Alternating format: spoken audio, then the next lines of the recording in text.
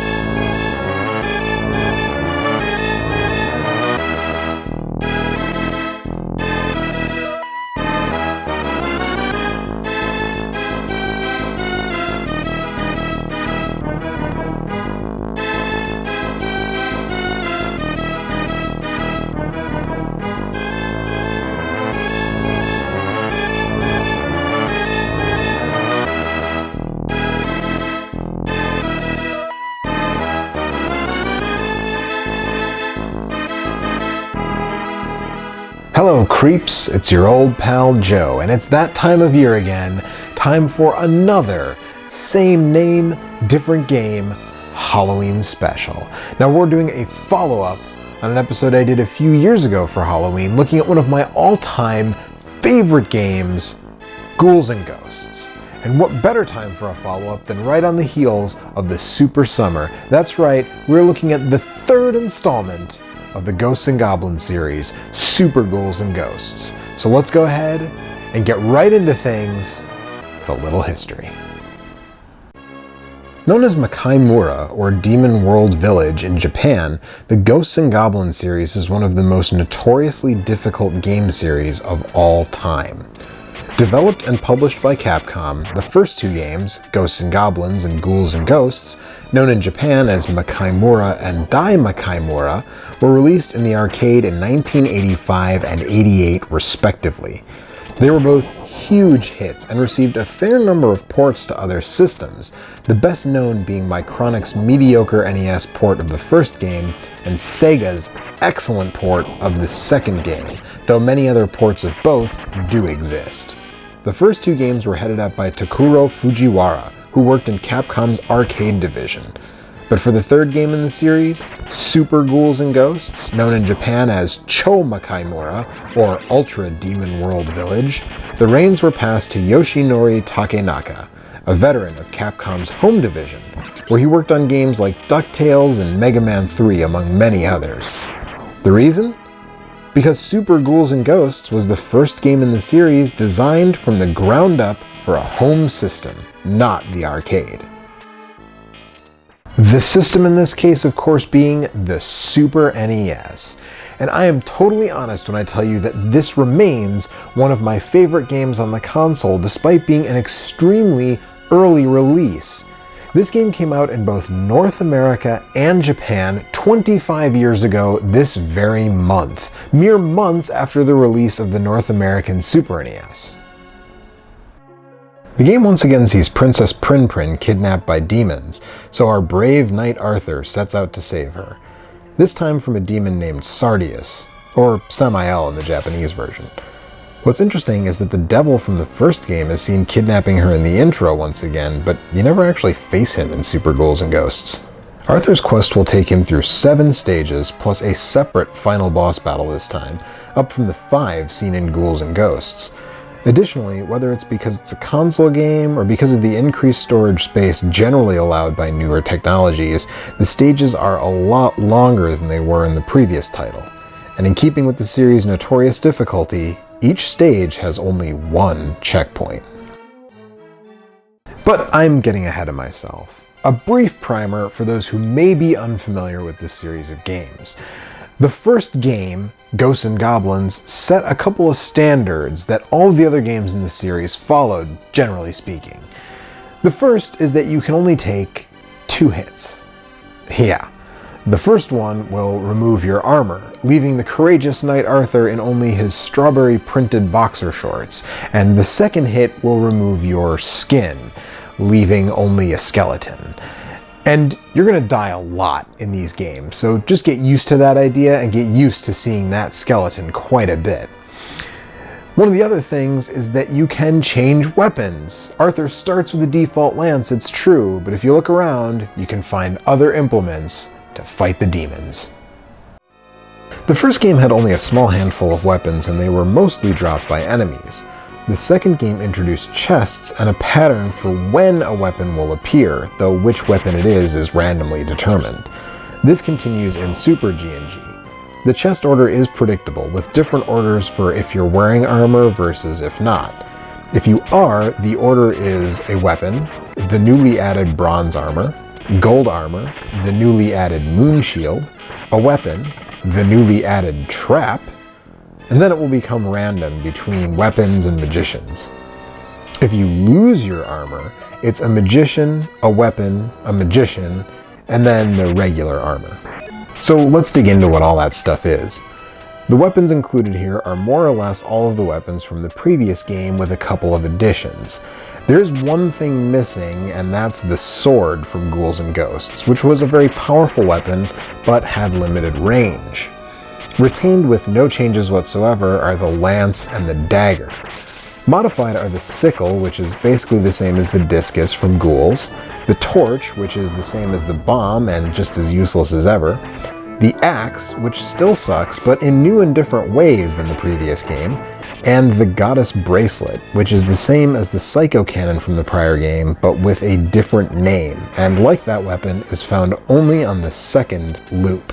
Two completely new weapons were added to this installment. The crossbow, which fires 2 arrows at an upward angle, and the dirk, which fires straight up at first, then goes straight out and comes back to you.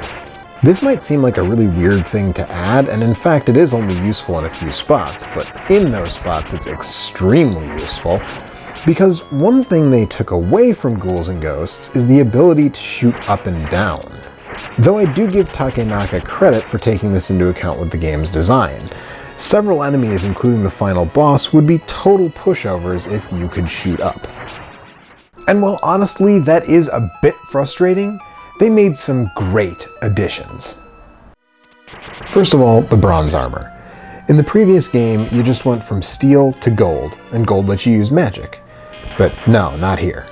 Now, wearing magic armor also upgrades your weapons, which is awesome. The dagger, already the best weapon, becomes a laser. The crossbow shoots magical homing arrows, making those red armors, the most frustrating in the series by the way, a breeze. And so on. The bronze armor gives you those upgraded weapons, but not the ability to cast spells. The gold armor now gives you that, but it also gives you a shield, which can be upgraded separately. The default sun shield can deflect 1 enemy projectile before breaking. The upgraded moon shield can take 3. And finally, you can double jump. I shouldn't say can, I should say must. You must double jump. And this not only allows for more complex platforming, but it's also a very smart way to address one problem a lot of people have with the earlier entries in this series, while not making the game too easy. See, when Arthur jumps, you're committed. He has a defined jump arc. Even some Castlevania games let you change directions in the air, but not this series. Until Super Ghouls and Ghosts. You still can't move in the air like Mario or Mega Man or Grant in Castlevania 3, but you can change directions with a double jump. And you absolutely need to master this skill to do well in this game. And as much as I love Ghouls and Ghosts for the Genesis, Super Ghouls and Ghosts is an even more gorgeous game than that, and that game looks fantastic. But Super Ghouls and Ghosts really ups the ante. Not only in terms of raw visuals, but the locales are way more varied with the requisite fire and ice levels for, video games this era, among many others. Thankfully, there are no ice physics for Arthur in the snow level. But then there's stuff like this stage that both lavishes on the Mode 7 and is delightfully gross, especially for Nintendo's family-friendly image of the time. And the music? Well, hey, I said it before and I'll say it again. Children of the 16-bit era, what music they make. This soundtrack is moody and atmospheric, and it gets you pumped, and it's just absolutely fantastic. So that's the game. Run, jump, double jump, kill demons, and die repeatedly. Strange as that sounds, it was a winning formula. The game was a commercial and critical success upon launch, and because of that, it's been pretty readily available in the time since. First, it was ported to the PlayStation and Saturn in Japan only as part of the Capcom Generations collection. These ports don't really mess with anything from the original, they just remove the slowdown. Then, those ports were emulated as part of the PS2, PSP, and original Xbox Capcom Classics collection. Then, it's been made available on the Wii, Wii U, and new 3DS virtual consoles. Now, all of those are just straight emulations of the original Super Nintendo game. But amidst all of that, it received one completely unique port for the Game Boy Advance. Released in North America on September 23rd, 2002, Super Ghouls and Ghosts for the Game Boy Advance appears at first to be just a straight port with a smaller screen. And I do mean a smaller screen. The GBA's reduced resolution means a decent portion of the view is cropped out, leading to some awkward vertical panning in some spots. Also, the intro is slightly redone and looks worse. I mean, look at that scaling compared to the SNES original.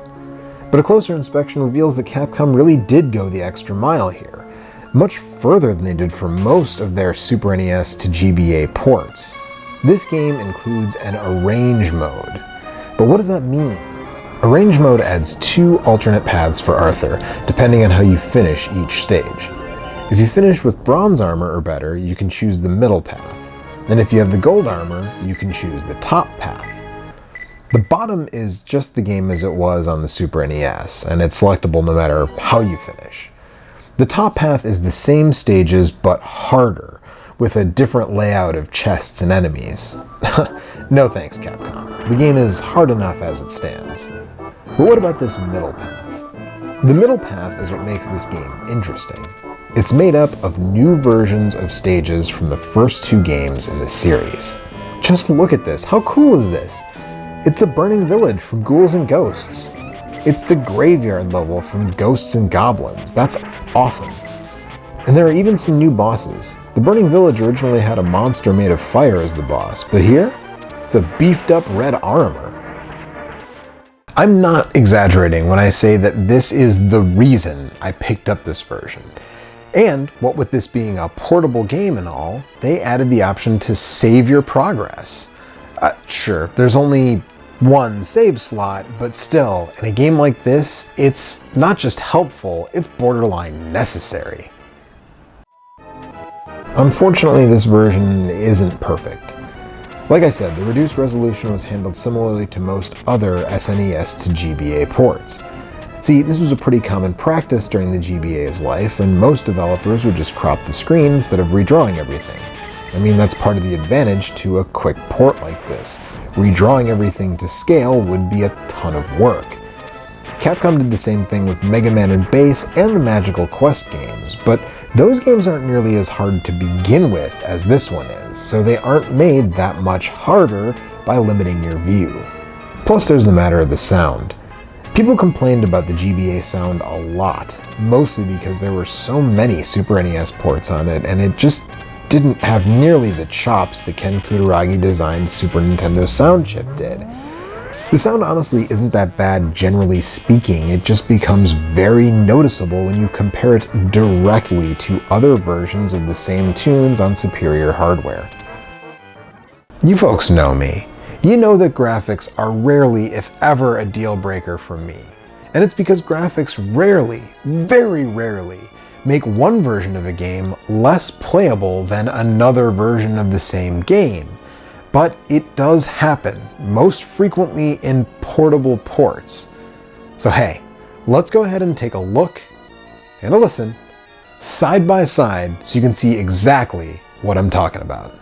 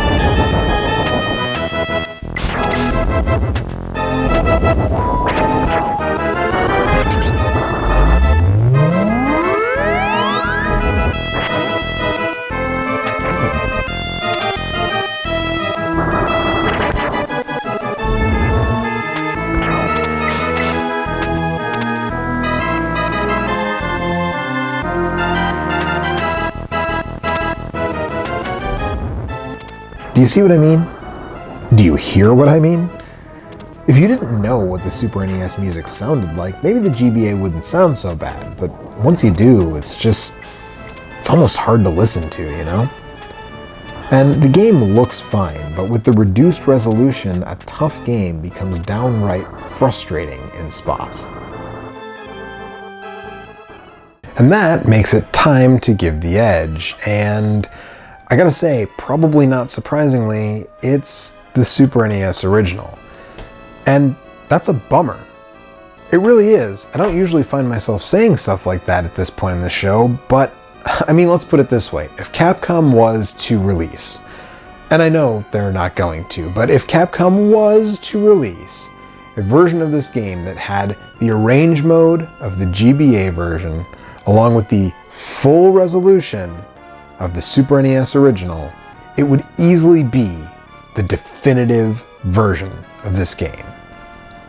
But that game doesn't exist, and that being the case, I have to go with the more playable original version.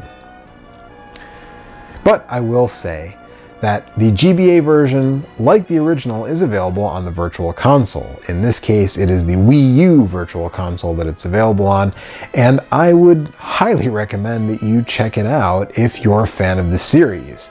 Like I said, it's a unique port with stuff not available on any other version, and that's going to be your cheapest and probably easiest way to get your hands on it. So that does it. Thank you so much for joining me for another Halloween episode. Now, go ahead and get comfortable, turn the lights down low, pull out your favorite spooky game, and have a happy Halloween. See you next time.